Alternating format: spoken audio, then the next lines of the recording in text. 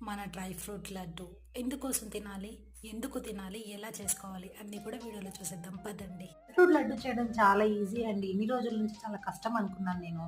So, ఇప్పుడు ఇలా వేడి వేడి హాట్ వాటర్‌లో మనం కొన్ని డ్రై ఫ్రూట్స్ మనం ఏమంటారు అంజీర్ వేసేసుకొని ఒక half an hour to 1 hour soak చేద్దాం మనము.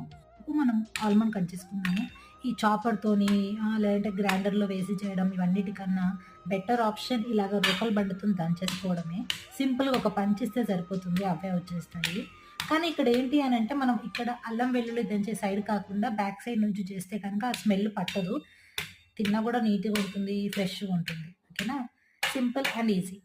ఇవండి మనకు కావాల్సిన ఇంగ్రీడియెంట్స్ చెప్పేసుకుందాం. చాప్ చేసుకున్న ఆల్మండ్స్, కాజు, కిస్మిస్, watermelon seeds, pumpkin seeds, sunflower seeds, chia seeds and గసాలు.